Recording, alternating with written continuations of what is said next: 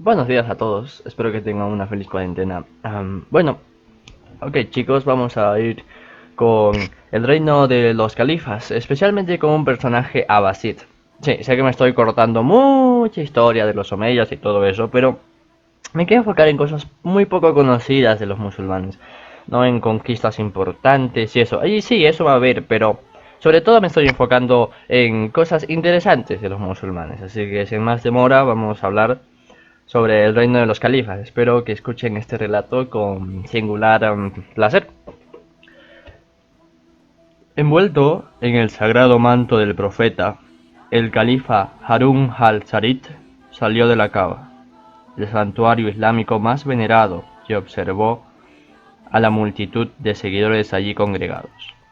Vio delante de él a la élite dirigente de su imperio, los cabezas de las familias más importantes y los funcionarios más veteranos del Estado. Todos ellos vestidos con prendas sueltas de negro profundo, el uniforme oficial de quienes servían a su dinastía. Un peregrinaje a la Meca era un acto de piedad que todos los hombres creyentes debían llevar a cabo por lo menos una vez en su vida. Y así fue como Harún, escoltado por su ejército y su corte, había salido de Raqqa por el río Éufrates y viajado 1500 kilómetros al sur por una antigua carretera comercial hasta llegar a la ciudad sagrada. Había sido un viaje extenuante, a pesar de que el califa, acampado por la noche en unas tiendas que eran prácticamente unos pabellones, y estaba provisto de todas las comodidades que podía desear. El desplazamiento a la Meca suponía para Harún un viaje político y espiritual. En la época de este peregrinaje, en el año 802, el califa debía de rondar los 40 años de edad, pero ya empezaba a tener el presentimiento de que se iba a morir pronto, pues sintió que había llegado el momento de asegurar el futuro de su dinastía. La casa ancestral de Harún al-Rashid, a ver si la descubrís, Harut al-Rashid. No, con ese nombre yo no la descubro también. Bueno, la casa ancestral eran los abasíes. Afirmaba descender directamente de uno de los tíos del profeta, Al-Habas. Y ya a mediados del siglo anterior, los abasíes habían salido de Persia, decididos de sus fortalezas situadas en el este de Persia, y habían arrebatado a los omeyas, la dinastía que gobernó desde el 661 con, Muawiyah I, el control del imperio islámico. Los nuevos dominios de los abasíes se extendían desde el río Indo hasta el borde de Algeria, más de 6000 kilómetros al oeste, y desde las faldas de las nevadas montañas del Cáucaso hasta la ciudad árabe de Sana, 3000 kilómetros al sur.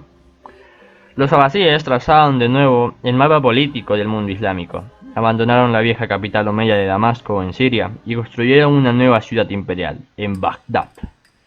En Irak, si bien eran de linaje árabe, había absorbido muchas influencias de sus vecinos persas, introduciendo nuevas adquisiciones en el gobierno del Estado Islámico, invitando a los conversos no árabes, judíos, cristianos, zoroastros e incluso budistas a participar en la amplia y compleja burocracia que regía uno de los imperios más poderosos del mundo. Harún al-Rashid, quinto califa de la dinastía, había llegado a la Kaaba, el edificio más sagrado de la ciudad, más sagrado del Islam, para poner de manifiesto sus planes para la continuación de su política. Los abasíes no se habían adherido a la costumbre de la primogenitura.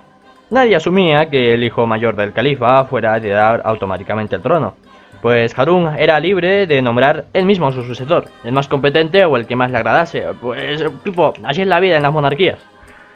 Y pues a cada lado del califa estaban sus dos hijos, Jamín y Mamun, ambos de 16 años de edad, mientras que Harim anunciaba que deseaba que Jamín fuera el califa tras su fallecimiento y que Jamún, hermano del primero, fuera el segundo en la línea de sucesión.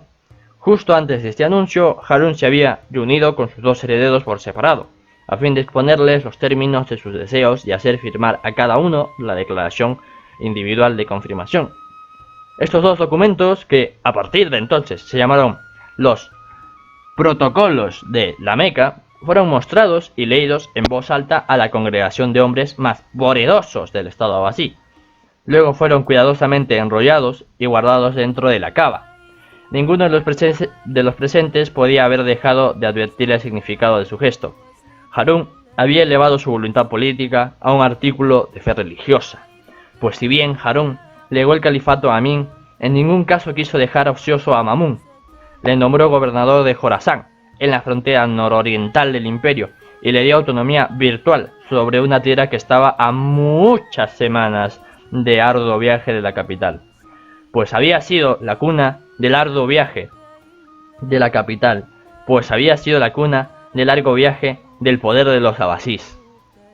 En esa parte me he trabado, os pido perdón.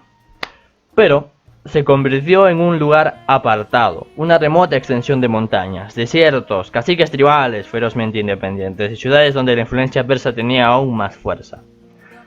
Pues ya a principios de la primavera del 809, durante una expedición militar para acabar con una revuelta en Samarcanda, Harún al-Harith cayó enfermo y murió, pues el nuevo joven califa en Bagdad y su hermanastro, que estaba en el este con el ejército de su difunto padre, empezaron a tratarse mutuamente con cautela. Nunca se habían querido demasiado, y la verdad eran hijos de dos madres diferentes. Amin era hijo de Zubaida, una princesa abasí por derecho propio, y reina oficial de Harún al-Harith, mientras que la madre de Mamún era una concubina persa, posiblemente hija de un rebelde sometido del Jorasán, que murió a darle a luz. Pasaron sus primeros años de vida juntos en el harén, donde aprendieron los rudimentarios de la gramática árabe y poesía con el tutor que Harún tuvo en su infancia. Pero este prefirió separarlos, siendo todavía pequeños, y puso su educación en manos de dos maestros completamente diferentes. Mala decisión, muy mala decisión según mi opinión. Cuando llegaron a la edad adulta, los hermanastros se habían ganado el apoyo de facciones rivales dentro de la corte. Tras la muerte de su padre, aumentaron las tensiones entre el nuevo califa de Bagdad y su hermanastro, que gobernaba en la distante Jorasán, en el corazón del imperio abasí, en donde fue sus raíces históricas.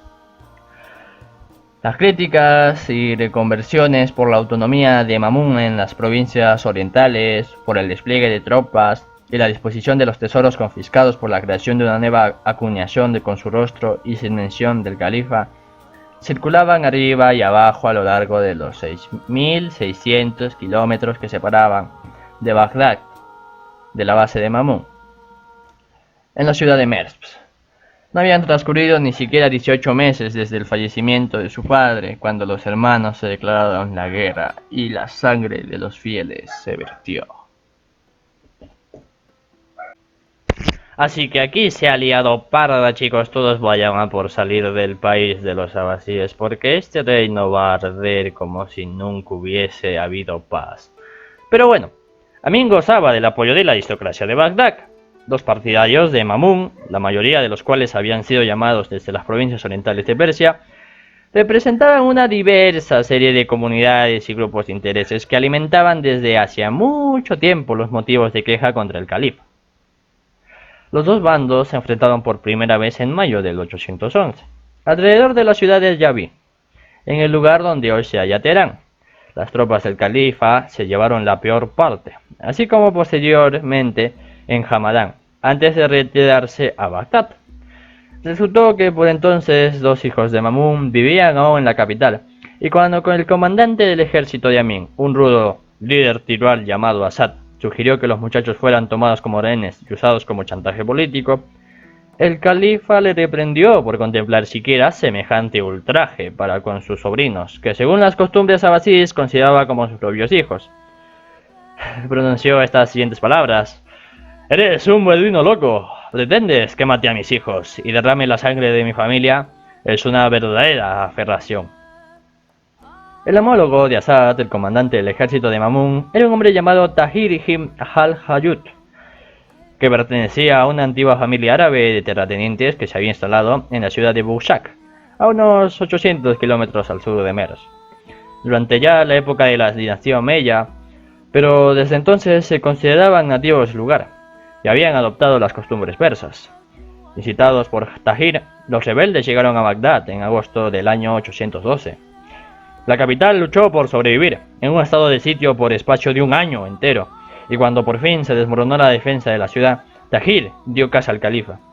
En la mañana del 26 de septiembre del 813, apareció la cabeza decapitada de Jamín en una de las puertas de la metrópoli, lo cual provocó una oleada de estupor a lo largo y ancho del mundo islámico.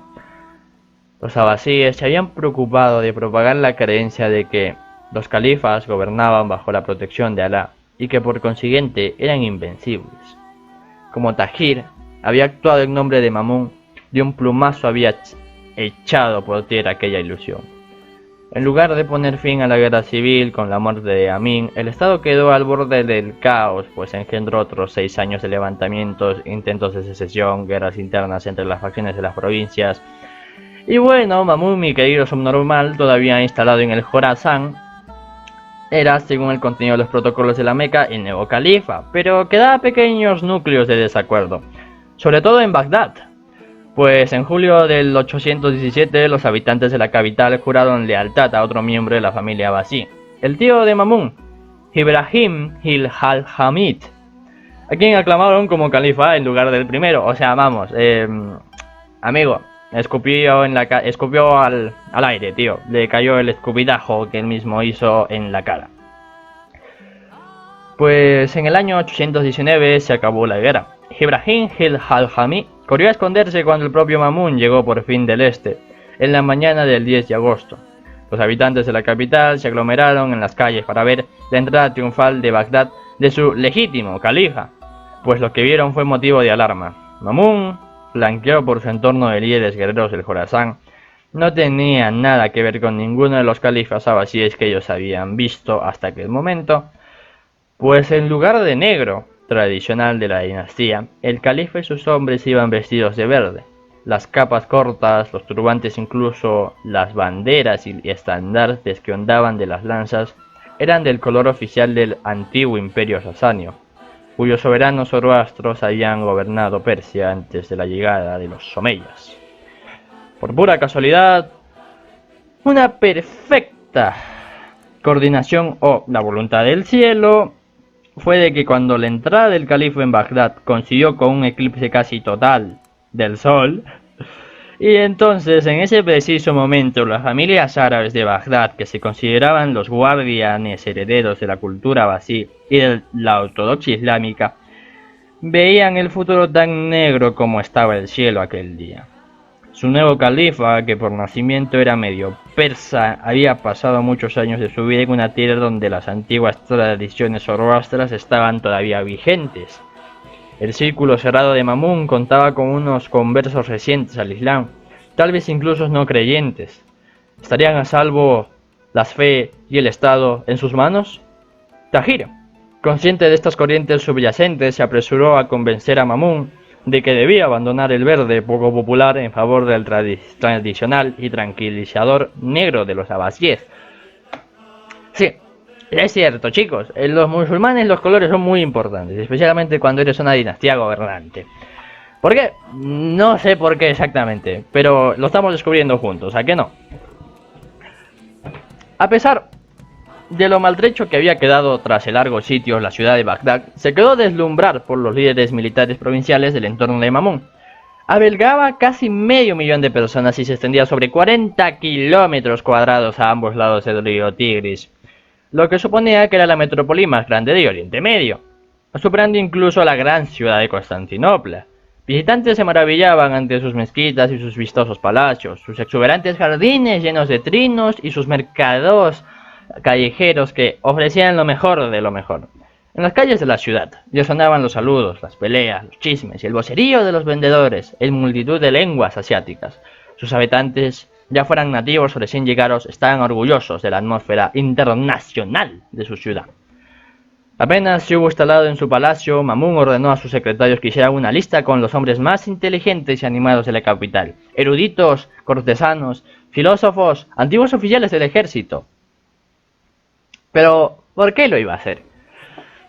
Chicos, perdonen, pero el anterior vídeo me quedó bastante largo, así que esto lo voy a hacer un poco corto, a 12 minutos. Así que os voy a dejar con la duda. No googleen, es mala idea. Lo que tienen que hacer es esperar dentro de 2 días, supongo, que va a salir el siguiente vídeo. Coméntenme qué tal he leído mi dicción, si les ha parecido interesante esta forma de leer un poquito más monótona pero sin ningún bache, o la anterior que era más vívida. Sí, creo que se podría decir así. Venga, gracias por escuchar el vídeo, que tengan un gran día y adiós.